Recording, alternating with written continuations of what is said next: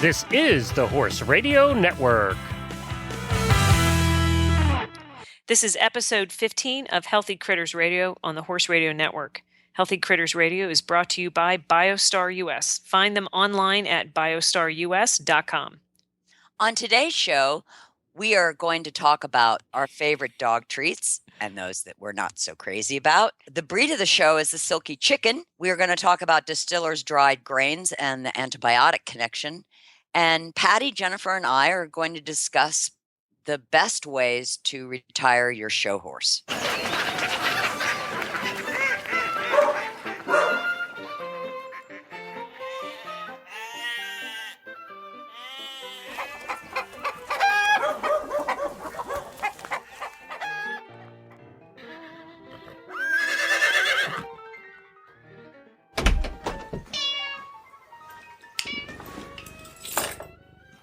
So, Patty, you have had quite an adventure in Texas. I've been doing a lot of forms of modes of transportation, which are not normal on my way to work. Can you tread water? Oh, boy. It's, as you very well know, Tigger, I was in another flood. Yes. Beginning to see the common denominator here. Yeah. But I had just moved to this neighborhood, which I do remember saying as I was driving by, because when I head to another barn, I was driving by it, and it's all surrounded by a levee. Thank God for that levee. I did find out that they had to build it this way because we're so close to the Brazos River. It was the entire neighborhood and surrounding areas were obviously just in floodwaters, and we literally boated in and out. First day. How much rain did you get? Actually? Well, here's the kicker: none. It all was what happened up north. Oh, and wow. Yeah, so that's what was very bizarre. We got back from a horse show. We do a Memorial Day show down here, and they actually do it on Sunday, Monday. And one of my clients who works for the school system and works with, like I guess with the sheriff's department and whatnot, called me and she said, "Your road's about to be closed, sweetheart. You might want to get in the development." I'm like, "Why?" And they're like, "Because it's going to flood." I'm like, "Shoot." So I had been gone since 7:00 that morning. And drove in, and I thought, look at that. There's water coming from nowhere. And it was just, and again, I don't know the area all that well. And to just kind of see the water sort of seep in was bizarre. So Hannah was parking the trailer, and I called her. So this is the weird concept of this. So just imagine a straight road, and 4 miles down the road where the barn is, was completely and utterly unaffected by everything that happened 4 miles down the road. And I said, you got to get in, which she did. And by the time she got in, we kind of got everything undone and probably hung out for like an hour and drove back out, and it was completely over the road. And then we came back to the house and went out about an hour later. And then the entrance to the development was underwater. Then there was a fire hydrant, and then a couple hours later, the fire hydrant was completely underwater. I mean, it was just, and by morning, the next day, I mean, the fire hydrant was gone and it still hadn't crested. So it was pretty bizarre. I mean, and, and honestly, in the scheme of things, in the light to keep it kind of, just different and try to be, we were just inconvenienced. I mean, people lost a lot, and we were very fortunate to be able to get in and out. The community here was amazing. The funny thing is, Tigger, it's a neighborhood. It's not like, what we're used to in Virginia. People had like boats and dune buggies in their garages. I mean, I just kept thinking, because we met this one guy, as we referred to as John the neighbor, who was so incredibly helpful. He was like, "So, looks like you're going to try to head out." And I was just going to walk down the levee, and we were going to walk through the marshy part of the where the levee ends, not realizing that it was completely saturated, but Hannah and I were just going to walk down the levees with our, our stupid little boots and our britches on. And, everybody's sitting at the end of the entrance, into the neighborhood, looking at these two broads, just walking like, where are they going? Fortunately, an airboat showed up that day, but, yeah, so it was pretty interesting. It was about 5 days. We were able to get in and out every day, which was good. But we didn't get any rain. It did rain after it crested here. It rained a little bit, but it didn't affect us. It wasn't what was happening right on top of us. It was what was happening up north. That was the big deal. So, but the waters are down and the cleanup is beginning, but there just are a lot of people that just had some pretty heartbreaking stories. Too many to tell, but that just went back to go get they would truck some animals out, and then the sheriff's department couldn't let them back in because the river had risen that much, and just a lot of things people had to deal with. But it looks like we're headed for drier weather, and the cleanup's starting, and there's a lot of amazing people helping a lot of people out there. So that's the good news in all this, is that it brought the community very much together. I was amazed on the news when they showed the pictures of the horses that were on the owner's porch. Yeah. I heard that, and that was probably 3 miles from us. I don't think it's that far, 3 or 4 miles from here, maybe a little bit more. But I guess, as you can see, they were preparing and trying to get out. There was a horse trailer, right? But I guess they helicoptered in grain and hay, and they would drop it down to them, which is kind of amazing. And it was neat. It was neat to see how the community worked together, how everybody really did try to, so keep in mind this property, this whole development is surrounded by a levee. I boated in one day, and one of the guys that lives in the development was a sheriff. He goes, "Oh, we've been waiting for you all day." Some guy was rescuing his horses, rode out on the levee, and dropped one horse off that couldn't go any further. And so I'm walking down the levee to go see. It was, a 2 or 3 year old horse that was in. Of course, it was a stallion, and very sweet and very good shape as far as body condition, but exhausted, just simply exhausted. Yeah. And A&M has a trauma. Emergency trauma unit, and they got some vets out because we couldn't get the horse out of the development. They couldn't, it was not passable. You would have to put him on a boat. Plus he didn't want to walk. But anyway, they got the vets in, took care of the horse. Horse just spent the night under a tree with some girls that watched him all night, and they picked him up in the next morning. So it was amazing to see how the community worked together and how many things are truly in place. And I will say, social media was amazing, because I ended up posting, on a certain website saying, I need some help with this horse. And I got private messaged by 5 or 6 private people that were like, "Listen, I know they're saying I can't get in there, but I'll get in there." I mean, it was just amazing to see. Wow. That. Yeah, that part was pretty awesome. But that horse got rescued, and I'm sure he's doing much better now. And and that was just some guy that was riding by to get his horses, saw him there, and just said, "Okay, let's pull him along." And they couldn't get him to go any further, so they just tied him to the levee. It was just like, okay, only in Texas. It's true. It's I'm glad you and your horses and your clients' horses and dogs and everybody is okay, because it sure was frightening to watch from a distance. I just can't imagine having to go through that.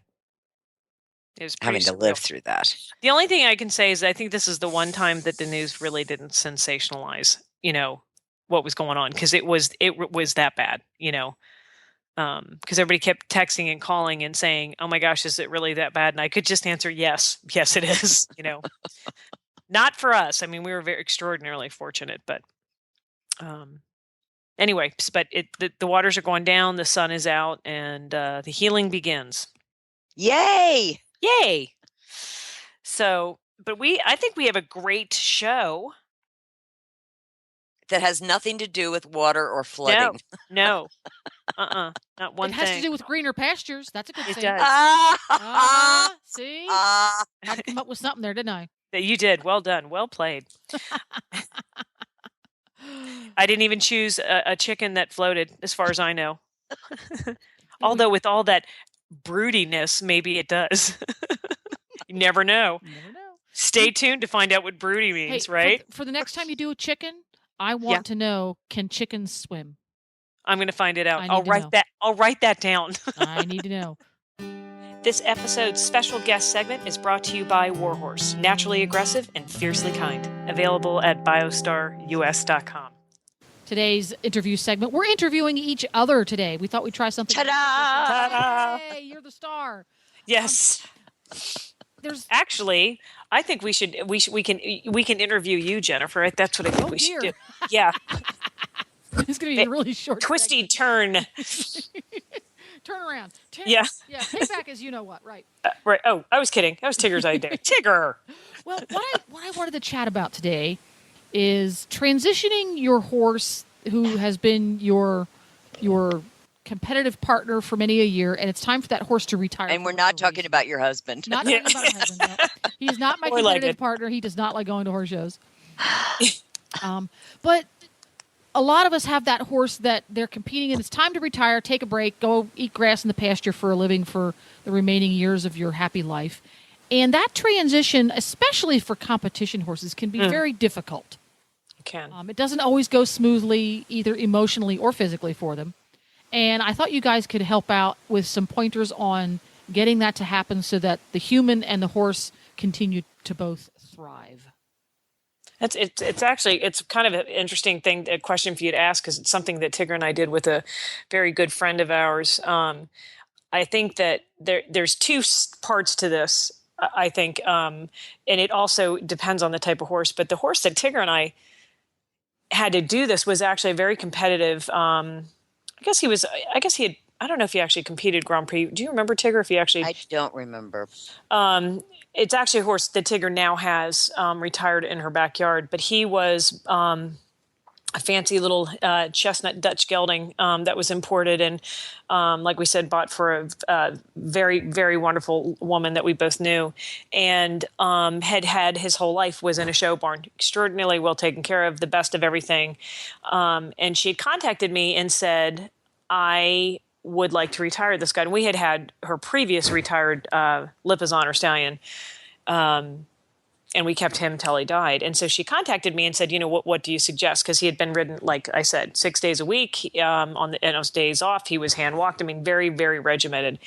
And I had done this on a few other horses, but with this particular horse, because it had been quite strict, my suggestion was, you can't just drop him out of work, because emotionally and physically with a horse like that, that's all he's ever known. And if you just take that, and he didn't like being turned out, and that was the biggest problem, is that he also didn't like other horses. So we got the horse in Virginia and just sort of evaluated where he was, and he really was quite sound. It was kind of a nice, she was such a good owner because she was trying to put him, get him to this place before he broke down.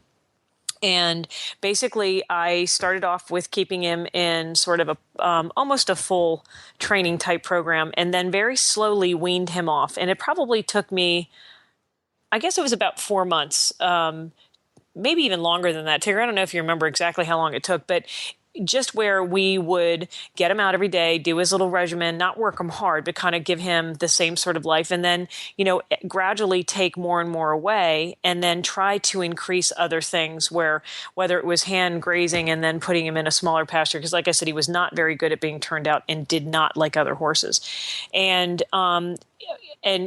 very slowly trying to getting off, the more high performance food to a less performance food. Because that's also something that, and I know Tigger can talk about this, but you've got to be careful if you change nutrients like that, and the workload, you've got to be careful about their overall health. And, it really turned out to be, we just took our time and decreased the exercise, but still had him outside. And eventually I got him to the point where he could stay outside and tolerate it. And that's when we handed it over to Tigger. So he came to my farm. His name is Hero. And I play the adjustment sort of intuitively, what the horse tells me. So he started in a stall and, turned him out for 12 hours. And I think I only did that for maybe 3 or 4 days. The retired horses basically live in a herd. And they would come over and meet him, and he would pin his ears. He would be very unfriendly. And then it was less than a week One day, he just kept looking out into the big pasture. And I went, okay. There you go. So I let him out there and turned him loose. And that was it. I mean, he always pinned his ears, and he still does at the other horses. But I have decided it's not that he doesn't like them. He just has an inferiority, insecurity complex. Is he only 15 hands? He is tiny. He's Yeah, not that he's small. Yeah, a little Napoleon going on there. Yeah. Yeah. And what was really interesting is he had been in full turnout 24/7 for maybe 2 months, and his owner came to see him. And she walked out into the pasture with all the other horses, and she was feeding him carrots, and he just basically said, yeah, nice to see you, hate to be you. Yeah. And he just turned around and walked back to the herd, and she realized that he was home. Yeah. He was wild. He was wild. And I think it was hard on her in a way, but then in a way she was so relieved that he actually could be a horse. I know, because I remember we all went out to dinner after that, and I remember talking to her about that, and she said, it truly was hard to see him do that, but she said, over time, it was the best thing that could ever happen. She never looked back. She never regretted how she did it. Right. So that was good. He basically doesn't get any feed except in the winter. Right. And they get feed and hay in the winter, but spring, summer, and fall, they're living on a gigantic pasture that's hilly. Yeah. And they drink from a spring-fed pond. Yeah. And they live as a family. And ideally, I think that to retire a horse, no matter if it's a high-performance horse or a beloved trail horse, letting them be with a group of horses where they can scratch each other's backs, where they can be in close contact with each other, where they can be a family, look out for each other, is the healthiest. I mean, I have some retired horses here that they've been here a decade. They came in with, they were 17, 18 years old. The owners expected them to go in, 2 or 3 years, and they're still. Well, look at Lion. How old is Lion? Lion is 29. Yeah. I mean, that's a perfect example of, yeah. I think that the ability for the horse to live a social life, a natural social life that is created by that herd atmosphere without the human beings fiddling around with it a whole lot, I think that goes a long way towards a horse's longevity. Big time. It does. And, the other thing, because I've had similar questions of, okay, I have got a horse that I don't think will ever be turned out with other horses. And I think, without getting into like real specific grave details, I mean, Hero was not easy. I mean, he was not easy to get to be turned out and to get to the point. The other thing that I didn't mention that really is a big thing in this is that, when he came to us, he was on, high performance feed. And I, of course, switched him to Whole Foods and then put him on BioStar products, which kind of, it was just a nice, easy transition over that period of time. And his body was in a good place. He physically felt good, and he was balanced. And so when Tigger got him, I mean, it went far quicker, because I really expected it to take a lot longer than it did for her to be able to just kick him out in the field, because he didn't. I mean, like you said, he's always pinning his ears and doing whatever. But he had never had the opportunity, because he was a show horse. He was a happy, he was a show horse, but he just never had the opportunity to really be around other horses, or certainly not get turned out with any others. And now it is so interesting, when they live out and they have plenty of room to move, they stay amazingly. When I say fit, it's not show horse fit, but they maintain their muscles way better than if he was in a stall and a small turnout without being sure. Yeah. So my advice to people when you're going to retire your horse, particularly if you're going to go find a retirement farm, and there are many good ones, you really want the the horses need the company of other horses, Mhm. and they don't need a lot of company of the humans. They've already sort of done that. Been Yeah. there, done that, done with Yeah. it. Yeah. And they really just want to be with their own kind. Yeah. I think that's a very good point. And they need to be able to move Yeah. all the time. Yeah, I think that's another key factor is because their turnout area is very large and has undulating terrain, they're able to pick and choose the yummiest, most favorite bits of fresh green plants to eat. And they move about, again, the way Mother Nature intended them to, but still have the advantage of being a modern domesticated horse. That's really the best of both worlds. Oh, it really is. Yeah. Now, I have Absolutely. one more quick question for our little segment here. Whenever you were transitioning Hero from being a horse that lived in a stall and got hand grazed towards being a horse that lived in a stall part-time and was turned out part-time, how did you start the process of getting him to be turned out? What was the first step?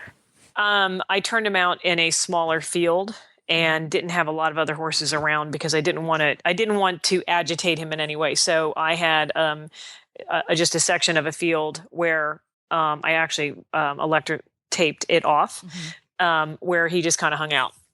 And then I could make that space a little bit bigger. And then in that space that was bigger, I then, had horses on the other sides. And I just would increase it. And there was many days that it was a fail. He just would start running. He would hate the flies. Oh my gosh, the sun's So he was out. a runner. That's how he indicated he didn't like it there. Yeah. He wouldn't stop moving. And Tigger, I can't remember. This may not be correct. Did he have the best feet?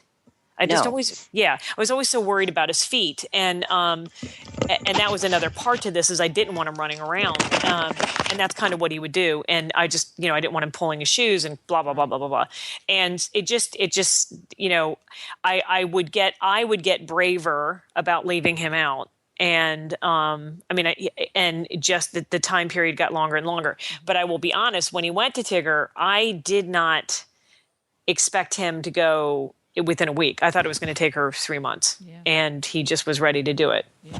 Obviously. Whenever you started him on turnout, did you have a schedule that you were working towards in that, okay, for week 1, we're going to try to have him out for an hour at a time? Or was it much more fluid in that you would put him out and wait for certain behaviors to happen before he came in?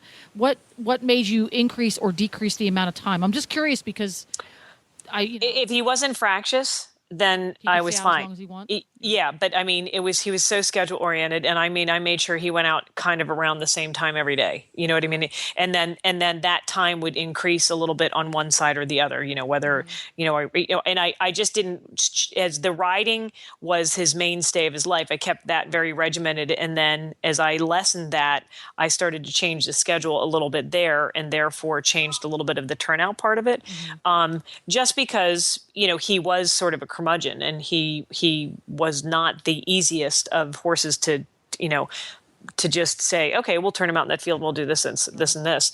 And I had to feel he was not one. If I didn't have any of my employees around being able to watch him, I certainly wasn't going to go get on a horse, because when he was done, he was done. You know what I mean? Right. And I just think it just over time, it just got a little bit better and better and better. But like I said, it took some time because I was changing other things too. I was lessening how much he was being ridden. I was changing his diet. I was changing all these little things, and also trying to get him to the point where he just would go outside. Because what the owner did not want is she didn't want him to be in the stall for the rest of his life. Well, no, that's how to guarantee your horse has a short retirement life, I think. Oh, yeah, absolutely. And I don't know how, honestly, successful she really thought we were going to be. Well, she brought him to the right folks because you had a plan and you listened to what the horse had to say. Yep. And you allowed him the opportunity to say, you asked him, do you want to be a horse? And you set him up for success. And he said, sure, I want to go be a horse. Well, and honestly, that was all on Tigger because, I just did what I could do. And then it got to the point where I was just like, okay, there's no reason for me to ride him anymore. And I think the last month I wasn't even doing any riding. I was just kind of trying to do the turnout part of it. And, the hard part really was on Tigger. because then she, Ta-da. yeah, there you go. And he's barefoot. Yeah. And that's the best news. yeah, So this is a fascinating conversation, and because there are constantly folks around who have horses that are transitioning into that retirement phase of their life, or even if they're not fully retired, they're going from being full-time show horses to being beloved pasture pets, or they're transitioning to becoming a weekend warrior kind of a horse where they're only ridden occasionally or lightly.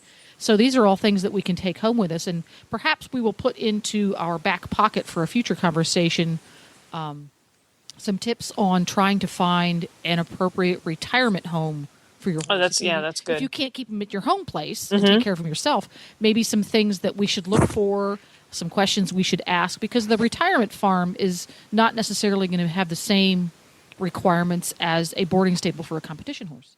Yeah, exactly. Yeah, we'll put that in our pocket for some future show.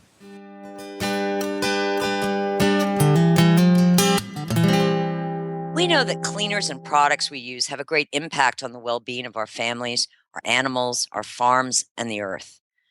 Warhorse works to offer our customers naturally aggressive and fiercely kind cleaners that provide effectiveness, versatility, and value.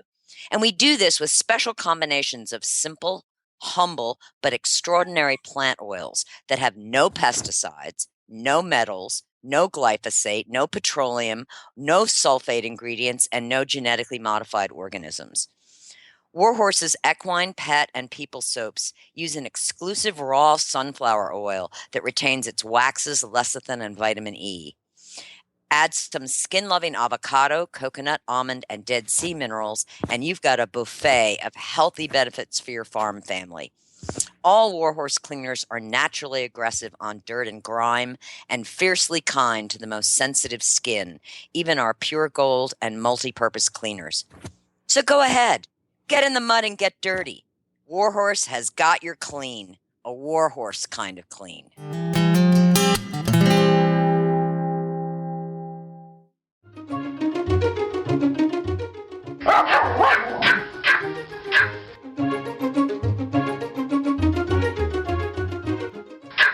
Hello, Patty.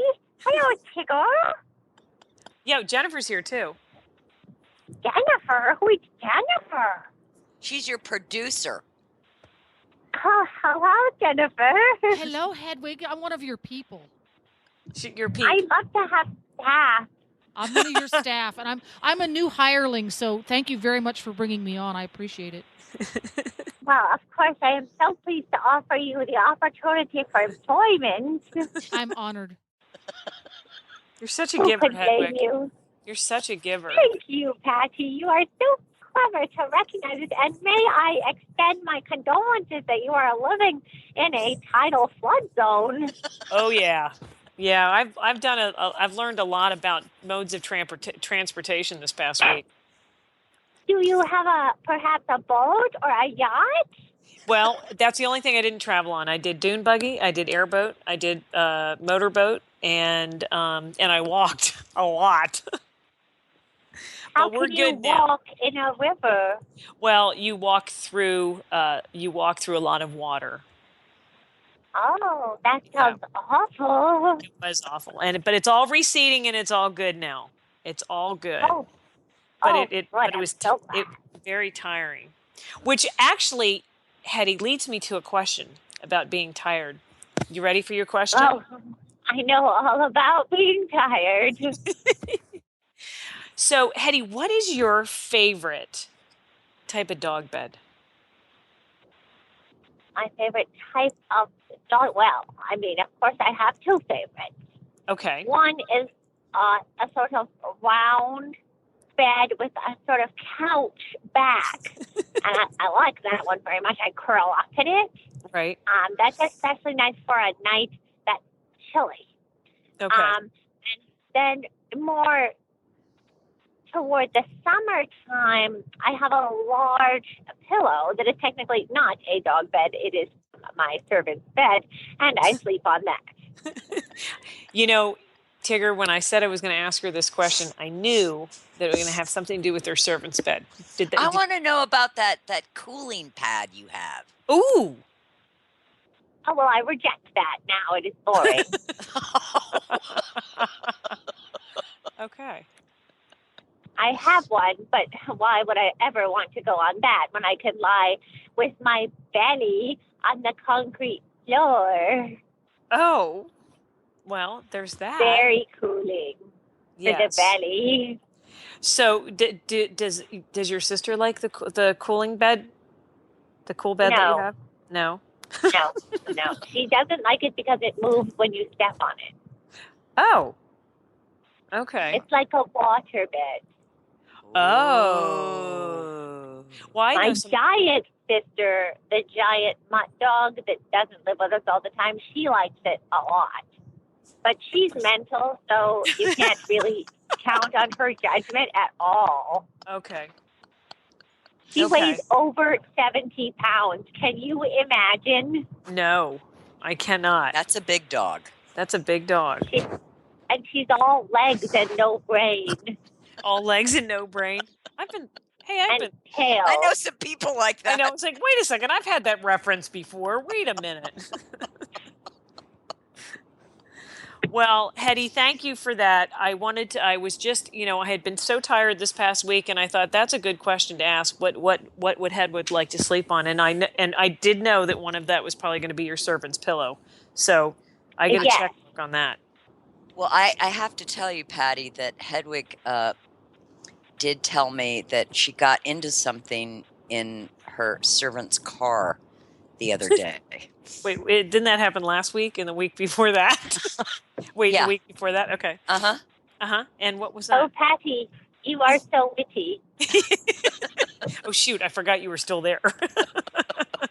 Tigger, you set me up. I did. What did you get into, Hedwig? Well, let us preface the situation so that we can all understand exactly what occurred.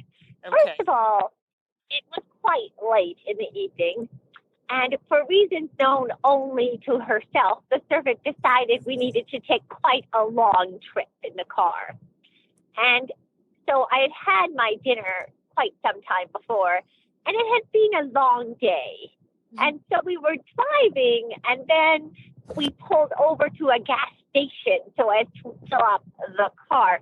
And the servant got out of the car, and I was confronted the way you sometimes are with a tremendous peckishness. I was overwhelmed, Patty. You cannot imagine how hungry I was then because I had been abandoned in the car, possibly forever. Right. And so I started investigating my surroundings so as to take stock of what I might have as provisions to guard me against starvation. Right. Because who knew when she might come back? And my sister was very helpful in this, as she always is. And so we ferreted around, and then we happened upon a bag of Tate's chocolate chip cookies. But you are not from this area, but the Tate chocolate chip walnut cookie is a delicacy. And so we set upon those just to tide us over, because things were not looking good and we thought we might die. So when the servant came back, we were surprised. Yes, so we had opened and demolished a pack each at that time when the servant came back from, quote, paying for the gas. Right. Like that's real. Yeah. And then, so she was a little annoyed because apparently, who was to know whether this is the case or even true? But those were a gift for someone who likes them. Good to know that you're still alive and you weren't abandoned. And we could have been. Yeah. Yeah. Well, thanks, Hetty. Stay away from the cookies, please. And now it's time for the breed of the show. So for this breed of the show, or part of our segment, we're going to start with chickens. And this has been kind of an exciting, fun thing for me to learn more and more about chickens. We've had chickens on and off throughout different farms that I've worked at, but I've never had the opportunity to read up on chickens. So I thought I would give a little bit of a background. Tigger, you may already know this. Jen, I don't know if you knew, but I didn't realize that there were different types of chickens that were raised for different reasons. I mean, I know there's like meat chickens and whatever, but I didn't know that they're egg layers, meat birds, and show poultry. Did you guys know that? Yes. I did. Yeah. One of my Okay. favorite parts about going to the farm show growing up as a kid was the chicken section. I love Well, chickens. okay, well, so this was just so exciting to learn all this stuff. So obviously, egg layers, not all chickens can lay eggs or enough eggs to No, produce. wait, let's stop right there. All female chickens can lay eggs. Let's make that clear. Okay, Yeah. yes. But not all chickens lay eggs on a daily basis so that you can keep your refrigerator full. Continue. I want to hear about silkies. Okay. So anyway, so there's meat birds and there's show poultry. So that's kind of like classifies, I guess, chickens and birds. So anyway, so I was telling Tigger that I'm on this quest and I will figure out this one particular bird, but it was called a crinkly chicken. In that, I kept finding out about the silky chicken, which, by the way, is quite a beautiful bird, or quite a pretty chicken, is I guess you would say. They come in many, many different colors, but it's mainly known for their fluffy plumage, but also that it has black skin and grayish black bones. Didn't know that. Didn't know that. Yeah. Blue earlobes and 5 toes on each foot. I didn't know chickens had earlobes at all. I didn't either. But if you look it up, you can. Well, I guess aren't they behind the eyes, somewhat like in that Yes. area. Yes. But anyway, this is the things that make these chickens a little bit more distinct. But most chickens have 4, not 5 toes. Didn't know. Yeah. So they are a relatively small chicken. Their characteristics are basically they're very friendly, calm in temperament. It's a great kind of first chicken to have. They're very, very docile. Okay, I'm going to use some of my chicken slang. Okay. I'm ready. Ready? Okay. They're exceptionally broody. Yes. Now, do you understand what that means? Well, yeah, because I read it on the internet.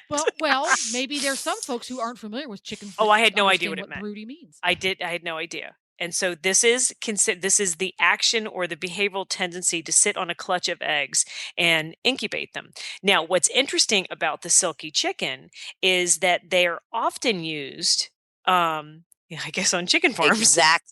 Yeah. To they will sit on other chickens, like Yes. ducks, even ducks. Did you know that? I didn't know that. They Yep, sit on waterfowl duck eggs. and geese are just other chickens. So kind of interesting. So that makes them broody. And just note when I say broody, I'm doing my fingers in quotations, broody, because I learned that. Broody. Okay. The female chicken gets up to about 3 pounds. The male chicken, 4 pounds. Like I said, they're not very large. Yeah, they're small. Yeah, they're small. They're not what we would put in the meat bird category.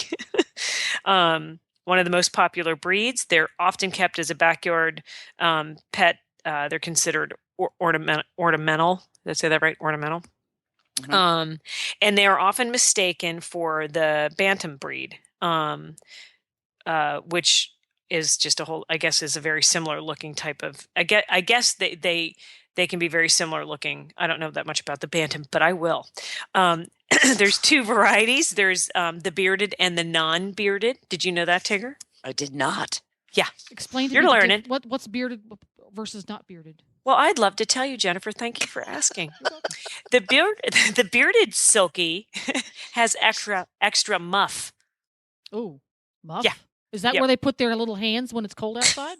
Yes, extra muff, which is more feathers, under the beak and the cover of the earlobes. I hear those earlobes again. I know.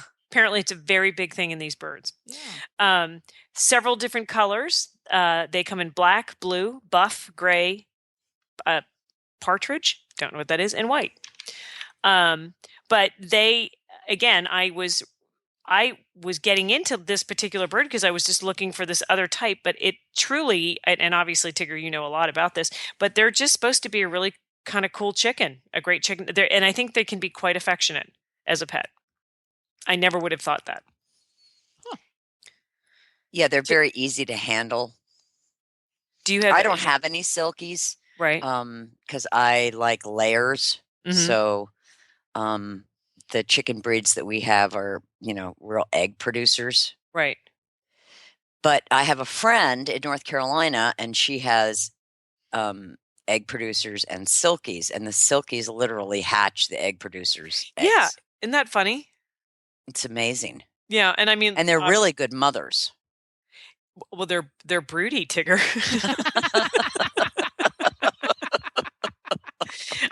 I mean, this is something I know now because I know about chickens. But I didn't expect to get into this and think that chickens would be good pets. You know what I mean? And I mean, I just never thought of it that way. Any of the chickens that I've ever been around have just been really truly egg layers, or they had them around for bugs, or to cut down on the population of bugs or whatever. But so like I'm totally interested. I would love. I want chickens. Okay, I said it. Excellent. Yes. If the chickens can You swim, can use them they as can have- flotation devices. I know. There you go.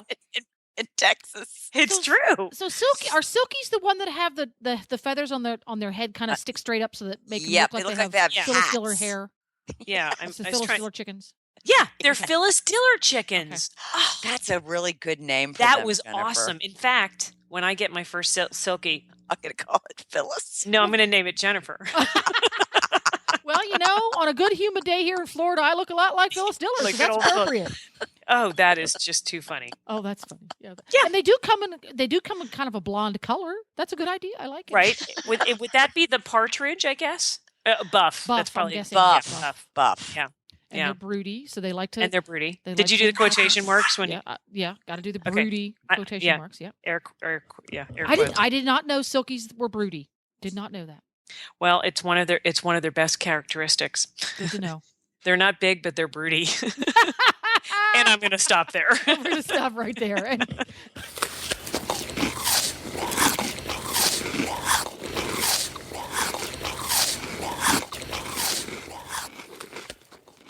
Welcome to Critter Nutrition. Today we're going to talk about Distillers dried grains and the antibiotic connection. Distillers grains are also known as distiller dried grains or distillers dried grains with solubles. It's a common feed ingredient in processed feeds and some supplements.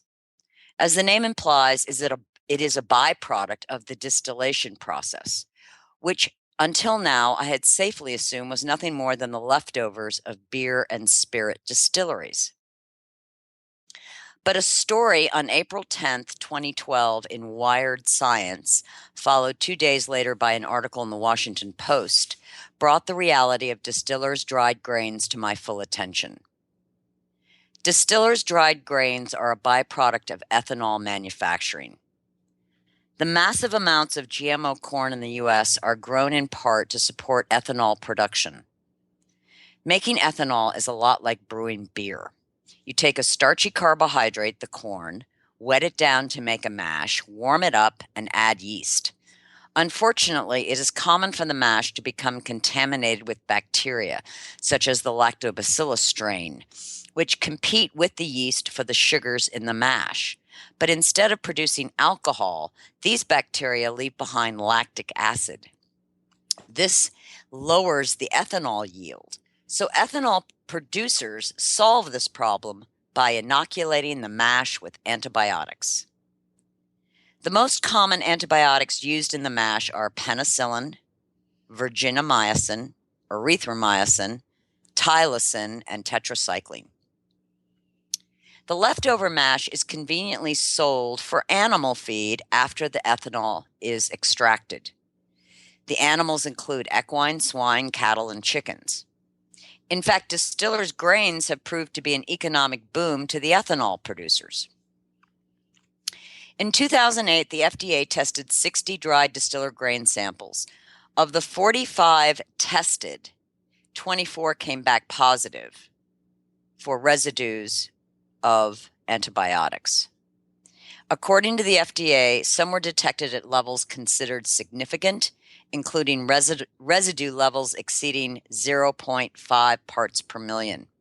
Another study in 2011 was conducted by the University of Minnesota. In that study, samples of dried distillers' grains were collected from various ethanol plant manufacturers. The samples collected quarterly for a year were analyzed for antibiotic residue. All 117 samples contained antibiotic residue. Most of the news and uproar lately has been about antibiotic overuse as it relates to humans. The FDA released a statement and a request calling on drug companies to help limit the use of antibiotics in farm animals that scientists say has contributed to a surge in drug-resistant bacteria. Under the new FDA guidelines, antibiotics for animals are to be used judiciously or only when necessary. An estimated 80% of all antibiotics sold in the U.S. end up on animal farms. The World Health Organization and the Institute of Medicine, among others, have called the waning effectiveness of antibiotics to be a global health concern. To date, there have been no studies on levels of antibiotic residue in horses from dried distiller grains or solubles. At this point, we don't even know how active or passive these residues are. In fact, we know very little about how antibiotic residue over time can affect our horses. The FDA has stated that it is concerned that antibiotic residues in distillers' grains could be transferred to animal tissue upon ingestion. Now, some ethanol manufacturers have begun to use extracts from hops. Yes, the same herb used to make beer, while other ethanol producers have started to use stabilized chlorine dioxide in order to combat the bacteria, thus eliminating the use of antibiotics altogether. By reading an equine feed label or supplement label, there is no way to know if the distiller's dried grains are antibiotic-free or not, and no company at present has come forward to announce that they are antibiotic-free. Maybe they are all antibiotic-free. Maybe some of them are. Maybe none of them are. In September 2011, one ethanol producer who markets distillers' grains under the label Dakota Gold announced all its distillers' grains were now antibiotic-free. This particular company's announcement was published in a cattle feed industry publication. From a consumer's point of view, we are not powerless against these suspect ingredients in feed and supplements. We can vote with our pocketbooks. We can demand from the feed companies we buy from that they provide documentation of antibiotic-free distillers' grains. We can demand the same from the supplement companies that use distillers' grains. Or we can just stop buying any feed or supplement that contains distiller grains that are not labeled antibiotic-free. Keep in mind that these distillers' dried grains and solubles are fed to chickens, swine, and cattle too, which means if you are a meat eater, buying conventional meat at the grocery store that is not organic or not labeled antibiotic-free, the residue antibiotics are most likely going to be in the meat you and your family eat, increasing the possibility and likelihood of antibiotic resistance. Antibiotics are important in the ongoing fight against harmful and deadly bacteria. To my mind, they need not be in food.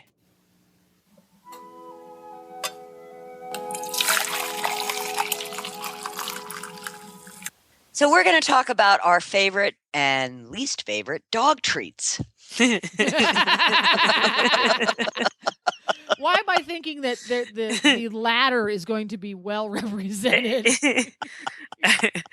Well, I will not have any scathing remarks if one of these things that I named that is in my least favorite group you guys use. Oh, Tigger, we've thought this through. You're going first. This was one of those things where I was like, I'm not doing that. I'm not going to mention that either. You know what? I'm not participating. Are you pleading the fifth? Is that what you're doing, Patty? You know what? I'm just going to sit back and no, I'm kidding. But it was so funny. I'm like, I can't tell her that. Certainly can't tell her that. And I'm certainly not mentioning that. So some of this I'm going to make up and some stuff I'm going to say I use and I never do. So Tigger, please take the stage. Okay. So I will start out with BioStar liver treats. Now, I know that I'm biased, but I created these treats so that I could have a really, really healthy, nutritious training treat for the dogs. And it's very simple. It's Argentinian desiccated beef liver, some coconut meal, and flax. It's not complicated, and they're about the size of sugar cubes. They fit well in your pocket. The dogs love them. And so they are number one on my list. But to give the dogs some variety, because that's important, I really love Great Dog Bison Achilles tendon shoes. Now, I don't eat them, but these, I actually can get them off of Amazon, which is very convenient. Oh, that is cool. And this may not be a great choice for a small dog like a Frenchie, Mm. but for a medium-sized or large-sized dog that, really likes to chew, and they won't go through it in 1 nanosecond. It may only take them 5 minutes. But bison is a really good source of both fat and protein. When I'm actually want to be seriously working the dogs, I'm training them to come to a dog whistle these days. I use Stewart's freeze-dried liver treats, and this is 100% liver, just freeze-dried in little tiny cubes. It's a little pricey. It's great for small dogs. Even the little terrier can eat them. But what I like is that it's just 100% liver. There's nothing else. So it's a real food. And my last choice, when I want to sort of, I will say, spoil them and give them something more fun, I use Sammy Snacks cheddar. And this Sammy snacks. That just doesn't sound like your kind of product there. I'm surprised. I just want to buy that because of how you just said that. Say it again for me, please. Sammy Snacks cheddar snackers. I'm so buying those. Okay. Listen, they have 3 ingredients. What? Rice, cheddar, and garlic. There you go. Oh, wow. What's now not to that's love? something the Frenchies could eat. And it, again, very small, little bite-size pieces, and they're very orange from the cheddar. And the dogs love them. And, of course, getting a little garlic, is sort of good for the flea issue. So those are my favorite treats. Are you going to mention your least favorite treats, Tigger? Oh, I'm so glad you asked. Let's just grease that engine, shall we? Are you gonna you guys are gonna check your lists? Yeah.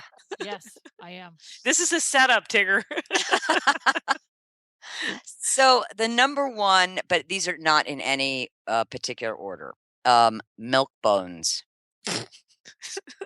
I knew it. Damn it. They contain BHA, which is a cancer-causing agent, and it's being banned in the state of California. Here's another one I'm sure you feed the Frenchies. What? Sausages. Oh, sausages, but the commercial's so cute. I actually don't feed them that, believe it or not. Oh, good. Because they contain propylene glycol. Okay. That's been banned in cat treats by the FDA. Oh my gosh. But you can give it to your dog. Oh, yeah, gosh. but you can give it to your dog. Oh, Here's one that you may or may not feed. Pepperoni. Yep, don't feed those either. Contains BHA and propylene glycol. Oh my gosh. Temptations. Those are those little tiny treats. Oh yeah. Their description of their ingredient is meat meal. Uh-oh. Oh. Which, come to find out, can include dead dogs and cats. Oh my gosh. Bacon strips. See, bacon strips are just wrong. They're just well, wrong. they don't even look like. I mean, I can't even remember the last time I laid eyes on those, but they're just. It's just wrong. It's smushed stuff that's in a form, like in a wavy piece of it's plastic. just wrong. It should not be made. It's an abomination. It is. Moving on. It contains 2 carcinogenic food dyes. Oh my gosh. Yellow number 5 is linked to hyperactivity, anxiety, and cancer. Wow. Red dye number 40 is linked to hyperactivity, allergies, and immune system stresses. Wow. Okay. Jennifer, I think you should go next. My favorite dog treats. So the short list for training treats for Glory, because she is very food motivated, we keep it simple. We either chop up itty bitty little chunks of cheese, or itty bitty little chunks of chicken. Done. Perfect. Easy. Yeah. And she is a very aggressive chewer. So real dog bones didn't work for her because she would split them. And we can't use raw ones because they're in the house. Don't want to go there.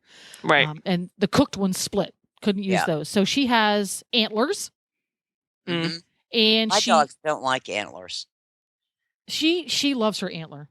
Oh, that's great. She loves her antler. And she's got the marrow kind of cleaned out a little bit on the ends now. So whenever there's a thunderstorm, because she's thunderstorm phobic or loud noises of any sort, we will stuff peanut butter down in there for her. Because she loves peanut butter. And she also loves hooves. So whenever I trim the horse's feet, I will save bits of that for her. And she loves it.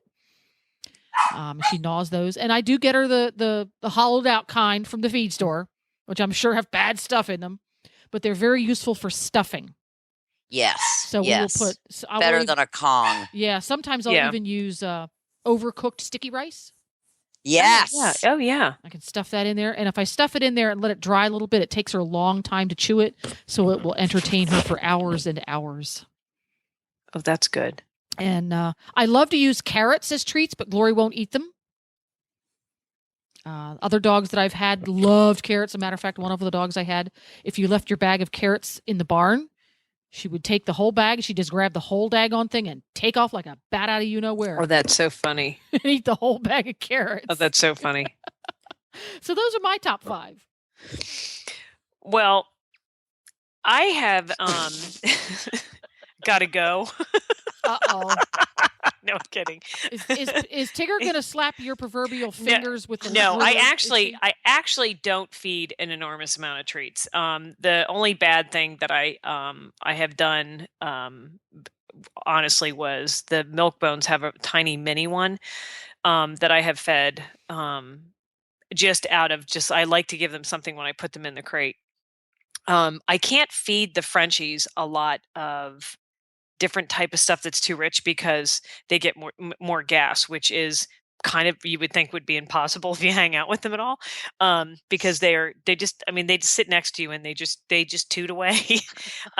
So I have to be very careful. But I love the sterilized bones, and I can put peanut butter in those.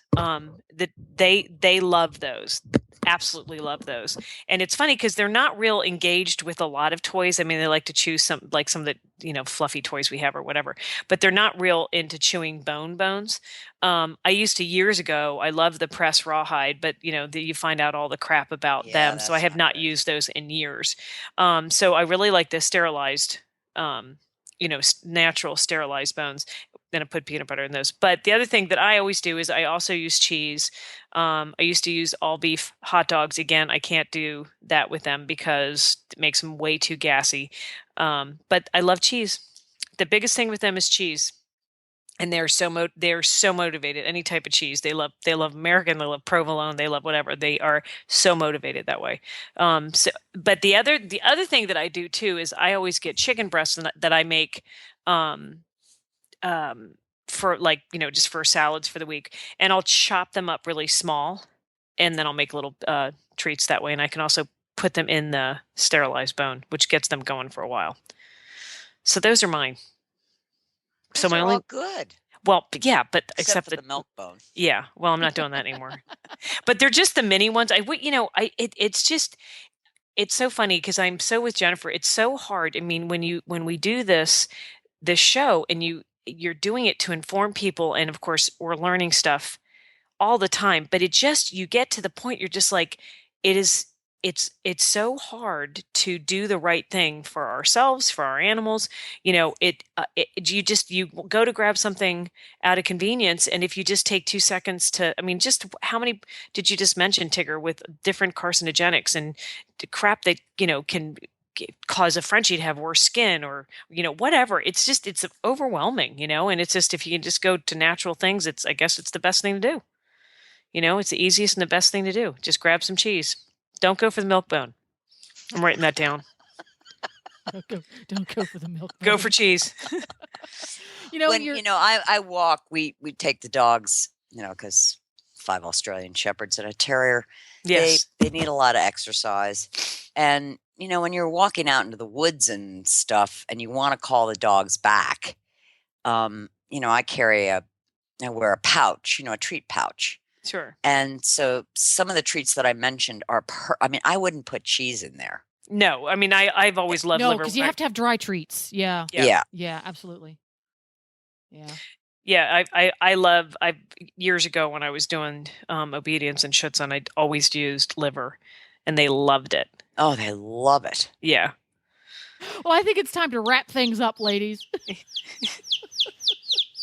Thanks for listening, everyone, and thanks to our sponsor, BiostarUS. You can find them online at BiostarUS.com. Thanks to our interview segment sponsor, Warhorse Solutions. Check out all their great non-toxic shampoos, leather care, and multi-purpose cleaners at BiostarUS.com. Get the Horse Radio Network phone app on iOS or Android by searching for Horse Radio Network in the App Store. It's free and easy to use. For details about today's show, go to healthycrittersradio.com, where you can find links, photos, and more information about our guests. As always, we love your feedback. Please follow us on Facebook under Healthy Critters Radio. Be sure to visit all the great shows on Horse Radio Network at horseradionetwork.com. Love your dog. Hug your horse. Feed your chickens. Clean your litter box. Dance with your goat. Slither with your snakes. Howl at the moon. Hang with your hamster. Party with your parrot. Waddle with your walrus. Outwit your otter. Cuddle your cows. And rap with your raptor.